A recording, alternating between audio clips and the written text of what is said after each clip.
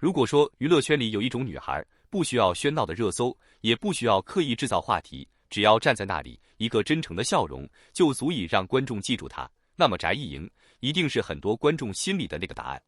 她不是那种一夜之间突然爆红，然后迅速消失在大众视线里的演员。相反，她更像是一颗慢慢升起的星星。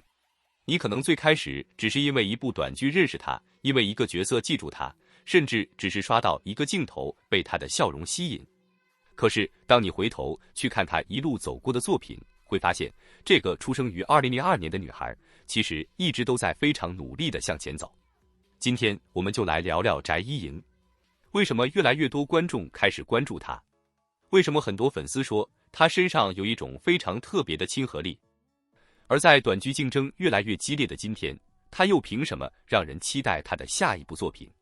翟艺莹出生于2002年3月2日，来自河南新乡，目前是一名中国内地女演员。从公开资料来看，她很早就开始进入影视行业。2021年，她参演了电视剧《千古绝尘》，随后又陆续出现在《玉楼春》《七十吉祥》《BOSS 爱上鸟》等作品中。后来，她逐渐把更多精力放到了网络短剧领域。也正是在这个阶段，很多观众开始真正认识这个名字。翟艺莹最大的特点是什么？很多人第一反应可能就是2个字：甜。她的长相很有辨识度，但又不会给人一种距离感很强的感觉。尤其是她笑起来的时候，眼神里有一种很自然的亲切感。这种气质对于短剧演员来说其实非常重要，因为短剧节奏特别快。一部几十集的作品，可能在非常短的时间里，就要让观众迅速理解人物关系，迅速进入剧情，更要让观众在第一时间对角色产生情绪。如果演员本身没有亲和力，观众很容易在第1集甚至前几分钟就离开。但翟艺莹恰恰拥有一种很适合镜头的特质，她可以是温柔可爱的女孩，也可以是经历伤痛之后依然坚强的女性。她可以让人觉得邻家，也可以在剧情需要的时候表现出完全不同的一面。而这也许就是为什么很多观众会逐渐发现，她并不是简单意义上的甜妹演员。她真正值得关注的地方，是她正在不断尝试突破自己的舒适区。比如在一些作品中，她开始挑战更加复杂的情感关系和人物状态。从单纯的爱情故事，到悬疑、复仇、成长以及不同类型的女性角色，她正在一点一点扩大自己的表演范围。这对于一个年轻演员来说，其实非常重要。因为演员最怕的，并不是暂时没有热度，而是观众永远只记得你同一种样子。如果大家每一次看到你都只想到同一个角色，那么演员的道路就很容易被限制。但翟艺莹现在给人的感觉却是越来越敢于改变。甜妹只是她的起点，而不是她的终点。这也是为什么她在短剧圈里的存在感越来越强。从盛宠娇妻、千黄百计，到后来更多网络短剧作品，翟艺莹一直保持着相对高频的作品输出。公开平台上的作品资料也能够看到她参与的作品数量相当可观。对于年轻演员来说，这意味着什么？意味着大量的镜头经验，意味着一次又一次重新进入人物，也意味着他必须不断适应不同的搭档、不同的导演、不同的拍摄节奏和不同的角色设定。短剧看起来时间短，但真正拍摄的时候，并不意味着演员可以轻松。恰恰相反，短剧对于演员的情绪表达要求非常直接。很多时候，一个眼神就必须交代人物的情绪，一个转身就必须让观众感觉到角色经历了什么。一句台词，甚至一个停顿，都可能决定观众会不会继续看下去。所以，当一个演员能够持续出现在不同作品中，并且不断积累观众认知，其实本身就是一种能力。而翟艺莹最让人欣赏的，还有她身上的那种真实感。现在的娱乐圈，很多人都在追求完美，完美的造型，完美的妆容，完美的表情。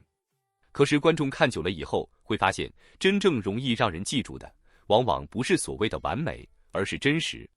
一个自然的笑容，一个没有刻意设计的眼神，一个角色突然流露出来的小情绪，这些东西反而更容易让观众产生共鸣。而翟艺莹的镜头感就经常给人一种这样的感觉。她不像是在镜头前努力证明自己有多漂亮，而更像是在认真把人物演出来。这种状态也让很多喜欢她的观众越来越愿意陪着她成长。而最近，她依然没有停下脚步。从2026年的作品动态来看，翟一莹依旧保持着相当活跃的创作节奏。她参与的《红了樱桃，绿了芭蕉》等作品已经与观众见面，同时也有新的项目持续受到关注。另外，《又吻骄阳》在2026年7月开启拍摄，也再次让粉丝把目光放到了她的新作品上。这意味着什么？意味着对于翟一莹来说，现在可能并不是她事业的终点，反而更像是一个新的开始。因为当一个年轻演员已经拥有了一定的观众基础之后，真正困难的事情才刚刚开始。下一步，他必须证明自己不只是能够演甜妹，他还要证明自己可以驾驭更加复杂的人物，可以演出成熟，可以演出脆弱，可以演出坚韧，甚至可以挑战一些完全颠覆过去形象的角色。如果有一天观众看到一个完全陌生的翟一莹，并且第一时间没有认出她，那么对于演员来说，可能才是真正意义上的成长，因为那代表着他已经不再被过去的标签束缚。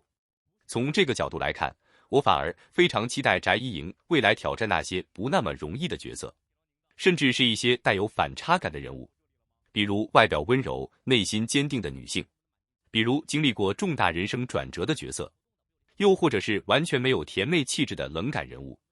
因为只有真正走出舒适区，演员才能让观众看到更多可能性。当然，我们也不应该把一个年轻演员的成长过程简单的归结为流量和热度。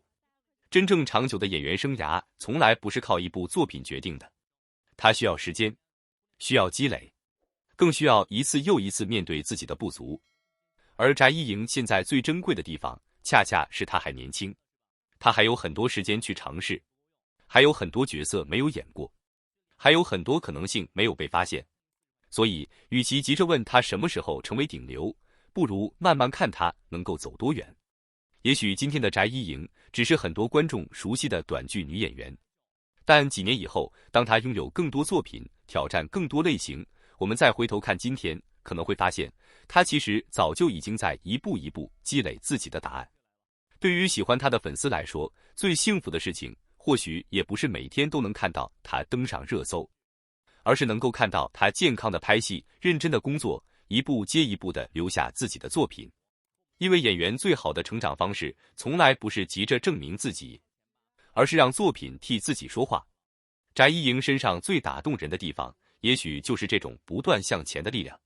她的笑容可以很甜，她的角色可以很暖，但真正让人期待的是这个女孩未来到底能够走到哪里。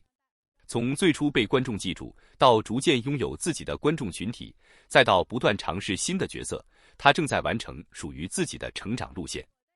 而对于我们这些喜欢看中国娱乐圈、喜欢关注新生代演员的人来说，这样的成长其实非常值得期待。或许未来某一天，我们在看到翟一莹的时候，她已经不再只是那个让人一眼心动的甜妹，而是一名真正能够让观众因为角色流下眼泪，因为表演产生共鸣，也因为作品而记住名字的演员。这才是一个年轻演员最值得期待的未来。所以，如果你也是因为她的笑容、她的角色，或者某一部短剧而认识翟一莹，那么就继续陪她走下去吧。不必急着定义她，也不必急着给她贴上某一种标签。因为一个真正有潜力的演员，最精彩的地方往往就是他还没有被定义。今天的翟一莹也许正在成长，而我们能做的就是期待她下一次出现在镜头前的时候，依然带着那份真诚，也带着比昨天更加成熟的演技。希望翟一莹未来能够一直保持健康，保持热爱，也能够遇见更多真正适合自己的好角色。愿她一路有鲜花，也有掌声。愿她努力的每一步都被看见。愿她未来的每一部作品都能够遇见喜欢她的观众。